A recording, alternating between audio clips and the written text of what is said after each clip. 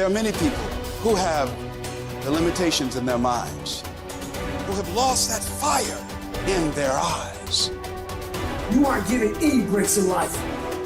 You make them for yourself. We are all being tested in life. And how you face that test determines the rest of your life. There's a lot of times where I don't know how I'm gonna move forward, but I ask myself one question: can you take another step? And that answer is always yes. Wherever focus goes, energy flows. So why don't we tap into that power now for your business and life? The part of beginning to get unstuck, you've got to decide that the behavior pattern that you have adopted doesn't work for you. You've got to change your strategies, and changing your strategy means reinventing your life, recreating you, and you have the power to do that.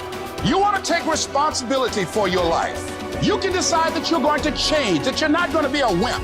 I got me here, I can get me out of this, and I'm getting out. It's not easy reaching your dreams. It's not easy to achieve a happy and fulfilled life. It's not easy getting up every day, fighting, going through the daily struggles, getting rejected constantly, getting laughed at all the time, going through trials and tribulations, facing the pain of defeat over and over again. It is not easy, but if you do it, it is worth it. See, when people ask you, say, how you doing? Even if you're having some difficult times, say, I'm blessed and highly favored. Because anytime you wake up and you don't have a white chalk outline around your body, it's a great day. You got to tell yourself that no matter what gets in my way, I'm going to keep going. I'm going to keep moving. I'm going to keep winning. I'm going to keep surviving. It's everything that you want, because you went through that pain of that journey. It felt like he wanted to just knock you down and say, you know what? You can't do it. Understand that it's going to be trials and tribulation. That we'll have storms, but they will have sunshine after the rain. But that depends on you and how bad do you truly want it. Nothing in life will hold you back if you trust in yourself and you trust in the process. And at the end of this race, guys, you're going to be more capable. Through that effort, builds the character, the person you want to be at the end. Accept that. And so I say to you, it's possible you can live your dream. If it's becoming a diamond, if it's having more, it's achieving more, it's possible you can live your dream. It's necessary that you have a plan of action, that you're resilient, that you stick to, that you have the vision and never give it up, that you become creative and relentless and keep on coming back again and again and again, and that it's you that you got to take personal responsibility to make it happen. And when life knocks you down, jump back up and say, it's not over until I win.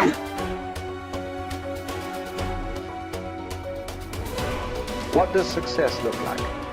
What does it take? A human being has come with such open sense of possibilities. Those who are committed to being successful with whatever they're doing, one important aspect of their life that is what gets you across so many lines in our life, so many barriers in our life. This happened in your school, maybe later in your university, later in your work. It's happening to people, maybe not everyone, but to a whole lot of people. Their commitment to success is weak. They want to succeed.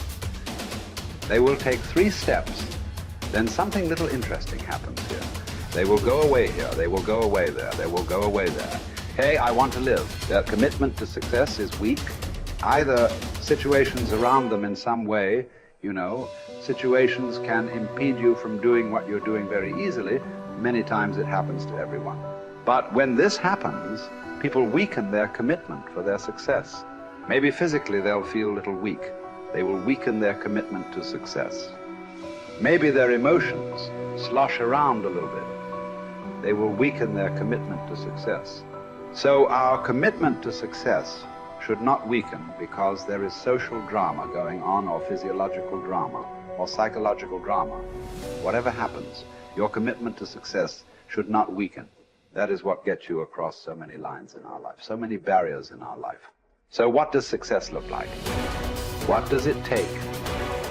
Those who have been very successful, either in music, sport, art, business, spiritual process, doesn't matter what. Those people never know when they ate, when they slept, when they got afternoon rest. I have not seen such a thing in my life. So those who are committed to being successful with whatever they're doing, one important aspect of their life is they're not settling down where it's very comfortable. Because comfort will happen when they lower you to it very, very comfortable.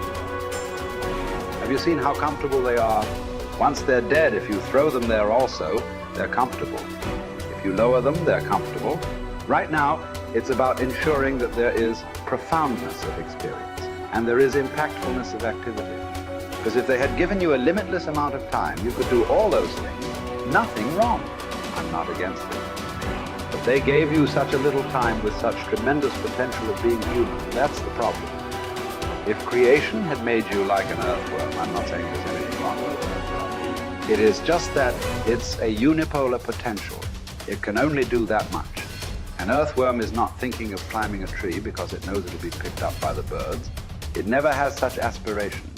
It just wants to recycle the earth. You know, it is beneficial to so many other lives, including us, but its objective is very clear: to eat and to reproduce and to die. Very clear objective, that purpose to fulfill he strives. I don't think he sleeps in the afternoon. I don't think so, because many afternoons I've seen earthworms. They were all vigorously active, but a human being came with too many potentials. Because of that, it needs a certain level of striving for a human being to forget about the world, to consider yourself successful. If your idea of success is you're doing little better than your neighbor, I call that sickness. That is not success. You are happy that your neighbor is worse than you. Is this sickness or success? It is sickness. But in some way, you feel fulfilled with what you're doing. Let's consider that as success for now. It doesn't matter whether you're better than somebody or worse than somebody. That question should not even come up in your mind. But in some way, you feel you're using yourself fully, and there's a certain sense of fulfillment in your activity. Well, if you're capable of just closing your eyes and simply sitting without any activity, that's fantastic. But you cannot do that. You cannot do that right now. In the states that you are, you can't simply close your eyes and become still.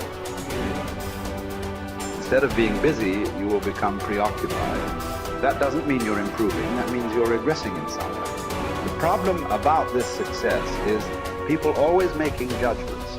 I did this, I did that, maybe this didn't work, maybe this is a mistake, that's a mistake. There's no such thing in life. See, at one time you were a monkey, all right. Hey, this is not me, this is that Englishman, you know. Charles Darwin said you were all monkeys. At one time you were a monkey just a brief while ago. Was it a mistake that you committed? That you were a monkey? Or was it just a certain stage of evolution? Was it a mistake or was it just a certain stage of evolution? Similarly, since you were born, because as a human being, you're born largely unformed, unlike other creatures. Other creatures, if their food is taken care of, they know what to do with their life. Because human being has come with such open sense of possibilities. You come unformed. You don't come fixed. You have to fix yourself. Different people throw different types of balls at you. From all over, your parents, your teachers, the school, the neighbors and society and the world throws all kinds of things at you. To gather all this muck and make something worthwhile out of yourself is your business. That's your success. It doesn't matter whether somebody thinks you're worthwhile or not. You feel you are a worthwhile life. Good enough for now. World may not recognize. It doesn't matter. But you know you are worthwhile.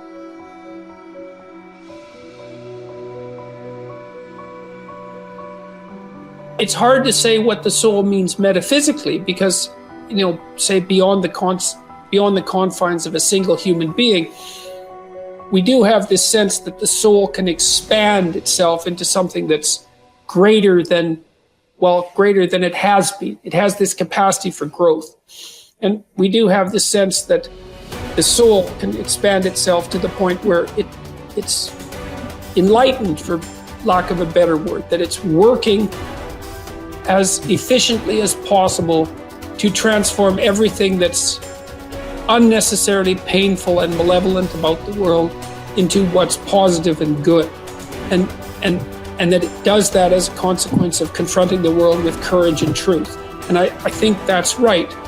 And I do think that means that the soul participates in something eternal, which is the attempt of being itself to transform what's unnecessarily painful and malevolent into what's good, and that human beings actually do participate in that, and that that's part of the reason that our ancient tradition insists that we're made in the image of God.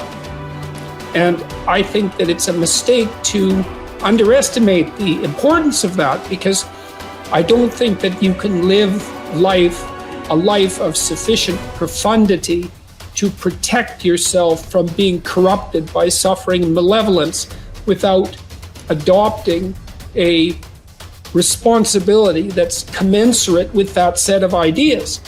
I think that you either